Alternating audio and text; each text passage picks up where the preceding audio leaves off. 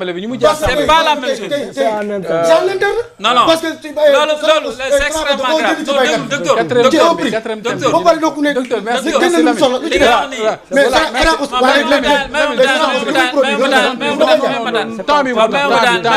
Restructuration de la dette bi. Restructuration de la dette bi.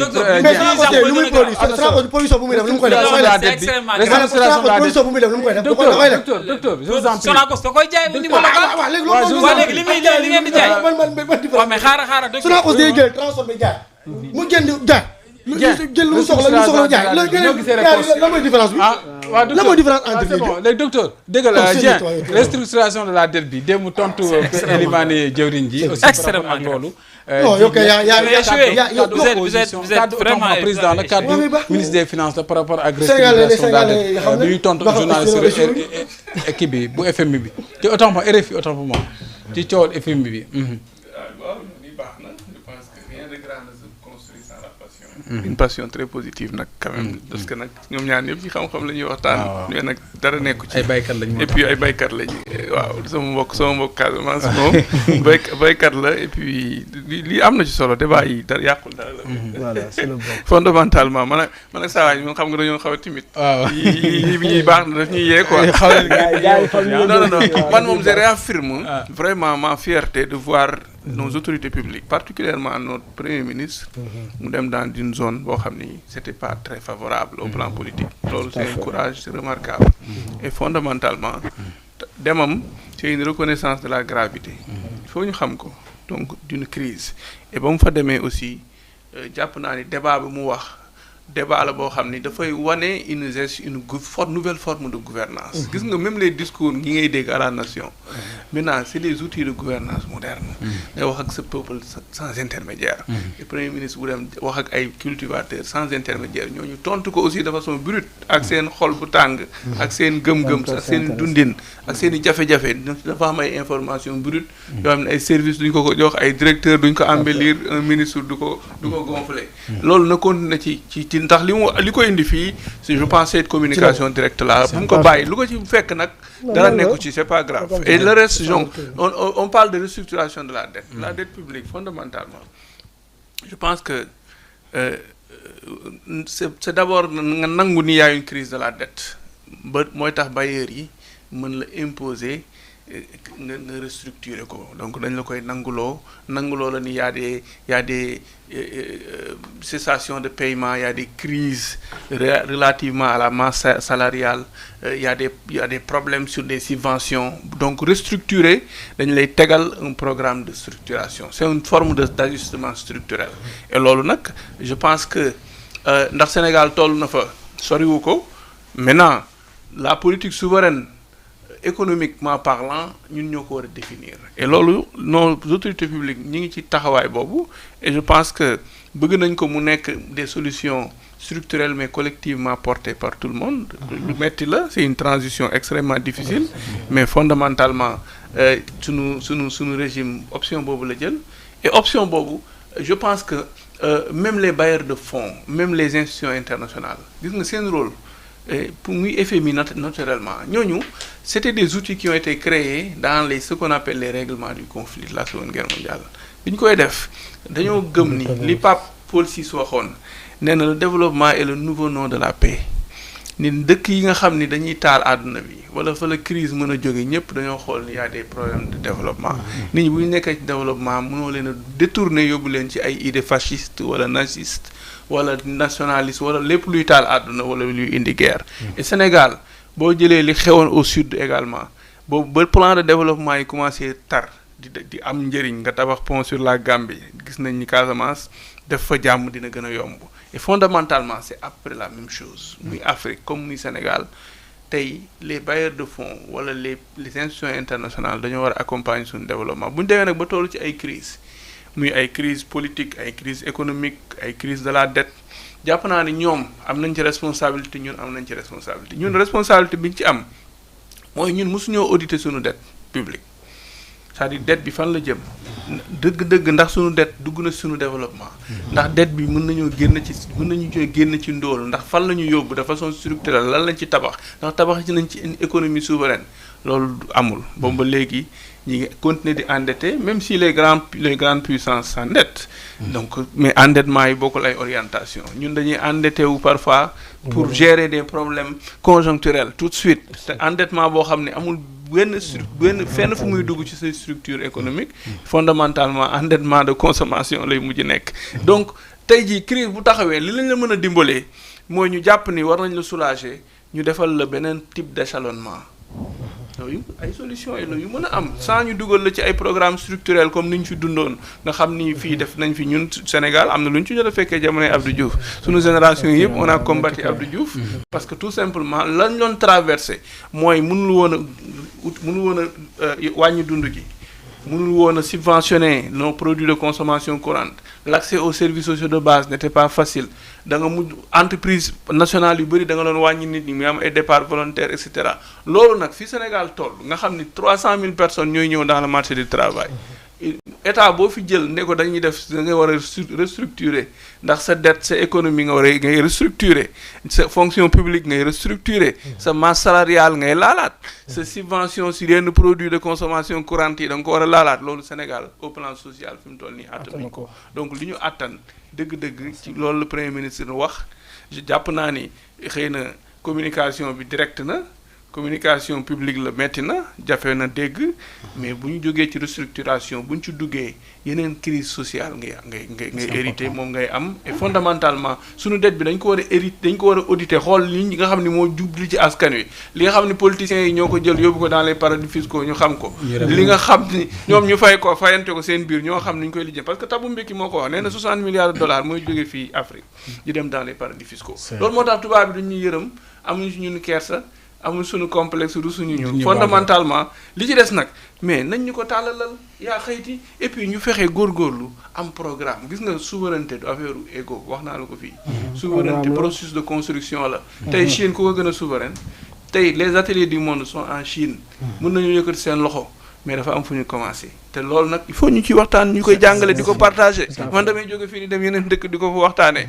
jàpp naa ne suñu dëkk bi nag mën nañ ko fi waxtaanee sans que ñu ban laa xoj ne la complexe la wala gëmoo souveraineté te ma jàpp ni li Chine def modèle économique de développement boobu man ku yee Ousmane Sonko guddi boo leen ci waxtaanee mu ne la gëm naa ko te loolu nag processus la merci beaucoup bon vraiment je suis très satisfait par rapport à ce langage de vérité gis nga les questions de restructuration Sénégal attunu ko de mu toll nii mooy li mu wax gis nga buñ ci duggee day metti parce que le contexte a changé et je pense que foofu gis nga le premier ministre Ousmane Sonko man du ma waxu partisan wala dama ko bëgg mais il est brave il est courageux parce que fi Sénégal toll ci problème de recette ak de trésorerie donc il faut nga nekk un bon manager pour pouvoir am gestion de transition boobu donc il est confronté à des difficultés économiques à des manquements extraordinaires parce que nit bu demee ba génn ci terrain un premier ministre dem ba génn ci terrain dem ci baykat yi kon am na problème et je pense que il faut le féliciter man fa ma toog dama koy wax actuellement ils sont en train de faire comment réfléchir pour trouver des pistes de solution mooy échelonnement boobu mu wax nekk ci phase boobu ñu négocier Sénégal ajustement structurel moo ko tardeel Abdou Diouf looloo ko daaneel parce que lépp accord Bretton Woods boobu gars yi defoon fa la coono bi commencé ba léegi bu ñu amul souveraineté économique chinois yi loolu lañ comprendre depuis Mao Sénégal lu muy dund dëkk yu bari dund nañ ko pour avant ñoom moom seen bopp mais il faut mu am une résilience économique gars yi am xolu muñ ba pare gëm liggéey parce que faw mu metti fekkoo fi industrie bu baax fekkoo fi un état souverain sur le plan alimentaire amoo ko maanaam amuñu benn autosuffisance financière alimentaire technologique scientifique mais nan wante dëgg c'est un pays à reconstruire. Abdou kon en route boobu dëgg la quoi. waaw faw ñu defaraat dëkk bi dañ koy defar. c'est important. voilà je pense que loolu laa am lu ma ciy wax. et c'est un langage te li ma wax kenn mënu ko dindi. est-ce que jàpp nga ne loolu courage politique la tontu gu ni mel. li ngeen fi wax nii man dama xamul parfois. ba si lañ ne quoi. donc est-ce dama que Sénégal lañ ne comprendre quoi parce que est-ce que Sénégal Senghor doon wax la raison est hélène l'émotion est nègre. Au Sénégal on parle trop avec de l'émotion. non boo duggee foofu. non attends parce que non déglul man li may wax c'est très scientifique. on a créé combien non attends ñun Sénégal ñaata agence lañ fi créé. les politiques d'emploi au Sénégal. ñaata programme d'emploi moo am. nous avons la jeunesse. pour vous rappeler comme yaa ngi si Ousmane Sonko da nga ko daf laa neex diggoon na la ne juin wala juillet 2025. non bu ñu dem ci dañuy dajale kii boobu léegi def ko. moi je parle en tant que Sénégalais Abdou xaaral ma ñëw Abdou xaaral ma ñëw moi je parle en tant que Sénégalais. waaw objectif réfléchir te li may wax dama ko xam. il y a beaucoup de fonds qui ont été alloués dans les politiques publiques d'emploi amul impact sur l'emploi des jeunes. on en discute une fois ci régime yi fi jàll. mais attends Lamine xaal Sénégal dañu waroon weesu fii Lamine daa xaal xoolal Sénégal oui ma Sénégal oui ma Sénégal Abdou. waaw. L'intelligence émotionnelle c'est pas la même chose que l'émotion. oui ma Abdou. foofu wala oui ma Abdou. non waaw xam nga lu ma bëgg a wax. non may ma non dama koy tontu may ma rek. xam nga pour la première fois. man aw ma ay discussion. ce n'est plus l'émotion c'est la passion. di nga si samay débat man samay débat aw ma problème. non si dama lay tontu man samay débat. samay débat. aw ma ci problème mais dafa ne da nga bëgg Ousmane Sonko. non si non waroo personnaliser man. am naa non si bëgg naa ko xam nga dama bëgg ko. waaw je le dis solennellement non si dama la koy confirmer si télé laa toog. je l'aime parce que il a une politique qui peut sauver le Sénégal. il est en train de faire un énorme day liggéey il travaille maintenant nous ne sommes pas dans cette situation de complexité pour revoir des anciens système yi fi nekkoon di yàq Sénégal c'est un homme à protéger qui a une vision transformatrice pour les projets de développement. c'est important foofu laa waxee. am na solo te fi mu teg tànkam foofu la. am na solo ban complexité la ñu war a mën a am. mais det bu det non Abdou may ma s'il te plaît. non dama koy tontu parce que bu det amee non il a parlé que l'émotion est lan nègre comme ça mais non si dama lay tontu fii ay nit ñoo fi toog ay kilifa ñoo fi toog. Sénégal complexité moo tax mu tardé. des complexités comme vous comme je peux citer. s'il vous plaît. Lamine on revient sur la restructuration de la dette ñu wax ci ku ci dette bi bañ a wax ci affaire de personne aussi. je l'assume waaw c'est bon waaw allez parce que dama xam sa xam-xam ci wàllum koom-koom moo tax ma soxla la ci thème bi. waaw ñu wax ci dette bi par rapport ak ñu tontu waaw bu ñëw ci visa bi quoi. déggante wala dama ci tontu. waaw c'est bon mauvaise foi l'autre me dit quand vous dites que l'émotion je suis ay africain la dañu war a gëm suñu bopp émotion boobu ngay wax da ngay gëm sa bopp nga gëm ne Sénégal mën na développer boppam. ñu ci dette bi ba aller dans les considérations réponse bu PM bi par rapport ak lu ni mel si ndax ba tey say mots yaa ngi tudd ay dettes cachées. waaw foog ñu définiral ñii seetaan Sénégal déjà il faut pas ñu naan ay duñ dugg ci ajustement structurel ñu ngi déjà ci ajustement structurel. Plan de redressement bi mu ko génnee def naa ci article journaux yi wane nañ ko ba mu ko defee déclaration laa ne lii du plan de relance plan de redressement économique. maanaam étymologiquement parlant. On ne redresse pas une économie on la relance on redresse des finances. Je suis pas d'accord je suis pas d'accord je suis pas d'accord je suis pas d'accord bu ngeen pas d'accord léegi bàyyi xam nga li ngay wax xam nañ ko bu baax.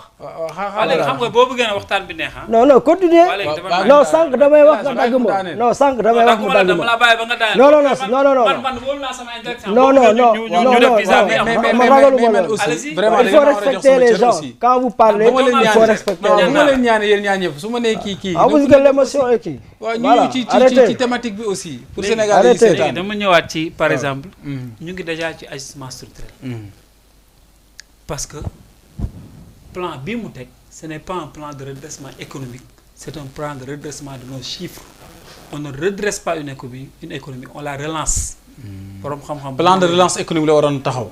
moom maanaam relancer l'économie lañu waroon def. parce que bu leen fàtte nag il faut ñu def état des lieux. nan ngay jàppee relance en 2020 voilà 2024. ñi bi ñuy ñëw lan lañ fi fekk bu leen fàtte ne dañ ñëw FMI ñëw nañu on est en surliquidité. li ñu njëkk a teg jafe-jafe bii balaa ñoo yegg ci restructuration bi ñuy wax nii. FMI nee nañu vous êtes en surliquidité première chose bi ñu teg mooy suñu jubadi suñu lëndëm du mën a jubadi sax yow retire la moo mën a lëndëm. parce que ñoom ñoo fi doon wax bonne gouvernance yow nga ñëw ñëpp xam nañu yaa ngi xaalis nga dem jëli eurobond 450 milliards ak JP Morgan am na wala amul taux 7% sur 5 ans te Macky Sall bi mu fi doon def sur 7 ans ñëpp dañoo yuuxu bi def ay article ñoom Macky Sall li muy jël baaxul eurobond dafa bon ni kenn nangam ak nangam eurobond bi kenn yëgu ko yow yaa dem jëli ko di ko nëbb JP Morgan moo ko wax ba sénégalais yi jot ci ba léegi nii xamuñu xaalis bi fu mu dugg xamuñu intermédiaire yi xamuñu prime yi xamuñu kan moo ko jot. ba léegi nii FMI ñëw di la laaj ngay nakk-nakkal ñu xëy Ousmane Sonko moo def une déclaration boo xam ne fu mu ko def dans le monde Donald Trump bu ko defoon maanaam Macron bu ko defoon maanaam président Alassane Ouattara bu ko defoon économie am day nërmeelu mu ne. li ñu leen wax ne leen ñun suñu chiffres yi baax na ce n'est pas vrai il y a des dettes cachées vous vous en rappelez conséquence si su ngoon nga si suba sa suñu note commencé dégringoler wu. léegi da nga bëggoon léegi warul wax dëgg kon warul wax. loolu c'est pas vrai du dëgg. vous voulez qu'il mente. non non c'est pas vrai c'est pas vrai. non non arrêtez. ki wax loolu waxul dëgg xam nga lu tax. tey conséquence damay tëb suñu nomenclature suñu monnaie façon bi ñu mën a lebee BCEAO yëgul li mu wax FMI ba léegi yëgul léegi nee nañ Mozart maanaam rapport Cour des comptes bi sax FMI amu ci crédibilité ba ñu recommandé waat ñu dem defi rapport Mozart ndax gis nga ko ndax ban Sénégalais moo ko gis kenn ñoom si boppam seen bopp sax ñu ngi koy nëbb condition d'appel d'offre beeg yooyu. léegi nag conséquence xam lan la yow état Sénégal état yëpp gouvernement maanaam économie mondiale ñëpp ay leb conséquence yow wax nga sa làmmiñ bu rëy mbéb làmmiñ bu rëy ba kenn wóolatu la maanaam ci misaal rek man nee naa man damaa feebar dama am peste dama am choléra donte du dëgg sax mais da ngeen may commencé daw. dama am corona mais ça c'est une gouvernance d'éthique mon cher. c'est une gouvernance d'éthique. est-ce que du tamit il faut dire la vérité. on peut pas sortir pour parler des dettes et ne pas dire la vérité. mooy da ngay wax loo xam ne ak politique yi da ngay wax loo xam ne waa déglu ma wax la da ngay wax Abdou les pays les pays qui ont des souverainetés les pays qui ont une souveraineté économique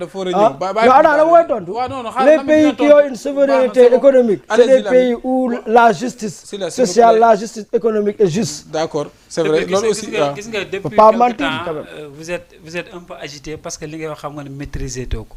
bien sûr donc j'en viens non bu dugg foofu Lamine da ngay daaneel aussi il faut respecter les gens développer nag waaw parce que li nga wax Aliou ni parce que li ngay wax tegoo li muy wax tegu ko fenn li ngay wax tegu ko fenn. allez-y dama ne dama indi chronologie des faits ba ñëw ci restructuration pour ñuy seetaan xam lan mooy restructuration parce que apparemment sur le plateau ñu ngi jaxas sax lan mooy restructuration ak ay structuration structurelle ajustement structurel dama ne bi ñu jógee foofu moom yow léegi amul benn économie bu la nangu benn fonds bu la nangoo lebalati fonds maanaam bu eurobond sax nangootuñ ñu ko lebal fan la ñuy lebee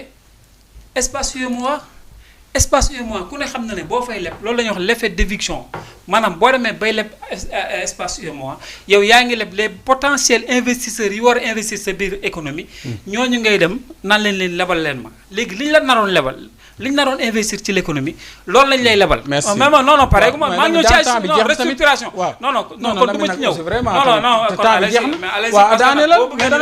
dañuy leeral xam-xam la ñuy wax waaw xam-xam mais tam boobu tey maa ngi la bàyyi mais boo bëggee kon non 10 minutes maa la bàyyi tamit da ngay daaneel tamit ma 10 minutes waaw allez-y daaneel non da ngay daaneel conséquence boobu moo indi lii waaw ñoom dem nañ ba nangu nañ ne ñoom dañuy leb pour fay bor dañ dem ba dugg ci titrisation maanaam Cheikh Diba seetaan naa ko mu ne biñu naan kan espace UEMOA li nga fay jël dafa bari dem nañ ba BCEAO mu ngi tirer sur la sonnette d'alarme naan banques yi parce que li ñuy lebal aussi foog ñoom ñu arrêté dañ dem ba ay fonds privés yu nekk sur le marché local les Ivoiriens les Maliens ñoo ñuy lebal moom mu ne dañuy def titularisation dañuy jël ay titres du Sénégal ay obligations Sénégal bu ñu waree fay au lieu yow nga fay maanaam amoo xaalis boo fayee da nga jël say titres di ko jox waa ji di ko séddee léegi nag boo tollee foofu inévitablement da nga jëm ci restructuration de la dette man dama ne restructuration mooy nar a nekk keroog wax naa def naa ci benn extrait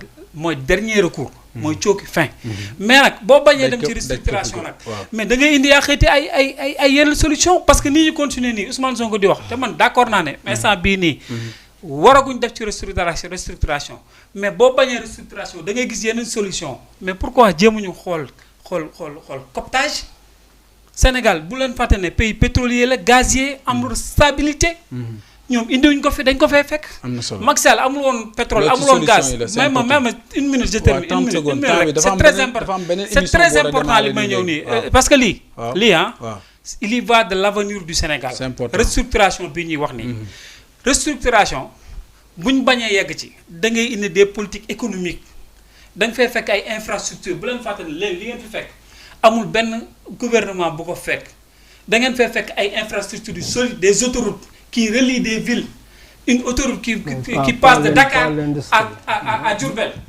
près de Touba la deuxième ville du Sénégal sur le plan économique bu jógee Dakar di dem ba Kaolack le carrefour pour la sous-région moom la doon wax léegi les zones économiques yi nga war a def mais est-ce ban projet la fi Ousmane Sonko wax la fi Diomaye wax la fi waa Pastef boo xam ne di nga yaakaar ne lii di nga mën a opter ay milliards ñëw loolu nag boo ko deful je termine sur ça boo ko deful gis nga boo toogee di xullee nii di xoolee yow amoo captage amoo benn puissance comme li muy wax Égypte dafa amoon le parrain américain boo xam ne pour mu fexe mu jubóog Israël bu ko defee mu am mu bañ a effondrer pauvreté bañ ko dal parce que Égypte dafa jege Israël kon Égypte warul nekk d'un pays pauvre ñun dañoo war a am y a les Chinois là y a les Américains suñu position géographique suñu stabilité may nañu suñu am captage nañ jéem a xool des projets de grandes envergures yoo xam ne dina permettre Sénégal mën a am xaalis boo xam ne mu ngi relancer. am na solo merci. amoo ko fan nga jëm. fan lañ jëm mais restructuration nga jëm.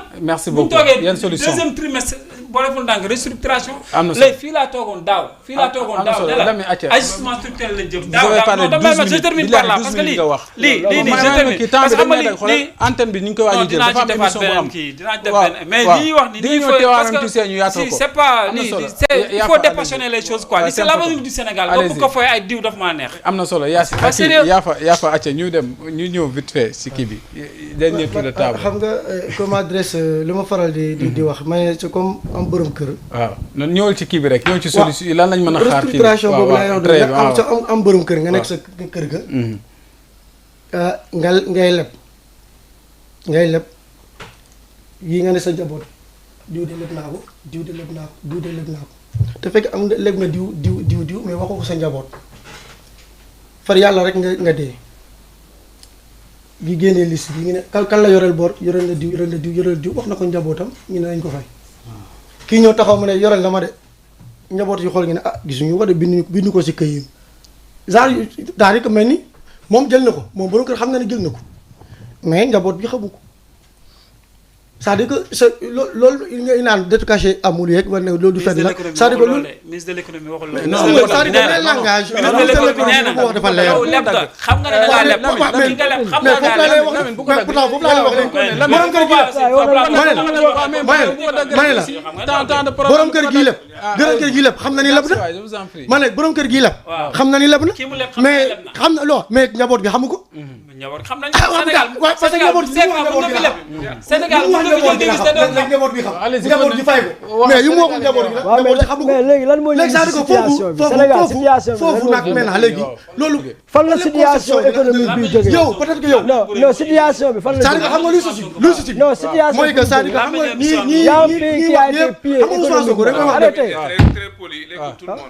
c'est-à-dire que li nga wax Ousmane Sonko ñetti nit noo ko bañ a bañal quand même da nga koy wax da nga wax lu fu mu mënee Ousmane Sonko dafa ñëw gars yi sénégalais politique de transparence te lu mu def loi la dañu ne ba gouvernement bees bu ñëwee mu def audit sur les 3 mois yu muy ñëw def audit di finance ñu def ko am luñ gis maintenant léegi le souci foofu la problème nekk les cartésiens et les pseudo-politiciens n'ont que nëpp mais lui il n'est pas dans ça ku nekk ak sa gis-gis la moom dafa jàpp ni lii lu am la borom kër gi leb na ko mais wax ko njaboot ji nee na boobu njaboot ji lii moo xew ci dëkk bi. Ousmane du dëgg nag. yow yaa waxul dëgg mais Ousmane wax na dëgg. allez-y Ousmane wax na dëgg. parce que am nga c'est-à-dire que dafay départ yow si côté Ousmane ñëw wax nee na la ah Sénégalais lii ak lii moo xew. gouvernement bi fi jiitu lii la leb waaye lii la déclaré pourtant FMI weddiwu ko. kenn weddiwu fan la ko weddi. FMI confirmé ko fan la ko confirmé. FMI da weddiwu ko. FMI weddiwu ko ba léegi nii négociation yi jóg ni. parce que boo gisee négociation yi di continuer ba léegi nii. c'est parce que dafa xam ne lii gouvernement bi wax dëgg la. parce que FMI weddiwu ko. léegi maintenant comme comment dire wax na lu xew c'est-à-dire qu'il a pris le courage et son courage en main wax ne lii moo xew ci suñu finance léegi nag bu weesoo loolu nañu indi ay solution bi mu indi le plan de redressement nee na duñu redresser da ngay redresser loo xam ne dafa nërmee da nga koy redresser relance mooy loo xam ne dafa stack bougé wul nga relancer ko mu bougé mais redresser boo déggee ñu naan redresser dafa am loo xam ne dafa daanu nga redresser ko mais dafa daanu suñu économie dafa daanu moo tax mu ne dañ ko redresser mu indi quatrième sous-sol c'est parce que dafa daanu ba nekk quatrième sous-sol donc mu proposer maintenant un plan de redressement pour booster suñu économie pour yéegloo ko jëlee ko ci sous-sol bi indi ko comment dire réseaux sociaux bi après soog a mën a rebooster ko pour mu yéeg ci loolu nag maintenant ici ci la teg maintenant sur le plan de redressement bi nga xam ni moom la nekk nii nga xam ni fépp foo xam ni am na niche fiscale fépp foo xam ne am na niche fiscale comment dire si niche boo xam ni war na ci mën a am de que ça soit fiscal wala nangam muy dem jëli ko fa te du gaañ sénégalais bi te état bi dina si am dara lépp maintenant quant à la sous-région mais man sëñ bi man ak yow sénégalais lañu su ma amee jafe-jafe ci leb ma ñëw ma balaa may dem leb kii su fekkee yow mën nga ma leb ma ñëw leb la man lebal ma sama mbokk nga c'est-à-dire que tey c'est-à-dire que nous avons le problème c'est-à-dire on devait être fier de ce que donc par exemple le président a reçu parce que dafa kii Sénégal mu lancé fii un financement ne les africains ñëw la ngeen financé ko xam nga li ngeen wax ni ay sanga foog li ngeen wax noonu loolu moo amul dëgg loolu moo dul dëgg di naan ay ivoiriens ay nangam ça c'est des sociétés mais par exemple une société boo xam ne mu ñu basé wu Côte d'Ivoire mu financé mu dugal la xaalisam ci Sénégal nga ne ivoirien la c'est-à-dire que c'est ça le véritable problème des sociétés xam nga man damay bëgg su may waxtaan ak yow ñu wax dans le cadre politique man damay bëgg man suma non mais yow ministre bi ci boppam moo taxaw wax c'est-à-dire que yow ban wax nga ban tur ivoirien moo finance suñu économie ban ivoirien mais c'est des sociétés basées c'est des sociétés mais lu ci grave mais ñun mais léegi non mais attends c'est des sociétés basées pas l'histoire de Ivoirien, c'est des sociétés basées en Côte d'Ivoire. Mais c'est pas une question. C'est ça le problème quoi. Parce que moi c'est le problème. Ça veut dire que l'on met là, ça devient le Sénégalais. Une société peut être basée au Sénégal et du Sénégalais. Moumuko. Société peut être basée au Côte d'Ivoire, c'est pas Ivoirien. Non, c'est ça le souci. Mais nous financés à l'étranger. D'où est ce société étrangère? Mais nous financés à l'étranger. Ça veut dire que nous avons un intellectuel et pas alors qu'on peut 1700 milliards mobilisé au niveau de la sous-région. Au lieu de saluer que ça, les politiciens la presse vous soit de telle sorte qu'ils sont prêts à cracher sur tout ce que ce monsieur fait. Merci beaucoup. Mais il faut saluer le courage de Ousmane Sonko. Il faut saluer son leadership. Il faut saluer l'engagement et la légitimité du gouvernement. Amul benn conséquence. Amul conséquence aujourd'hui et comment adresse aujourd'hui tëjal micro yëpp jox ma sama micro voilà man ngeen wax ba suba mais du génn merci beaucoup amis fidèles téléspectateurs Dieng merci beaucoup d'être venu Amadou maître merci sonal naa lool nga jóge ba Thiès week-end bi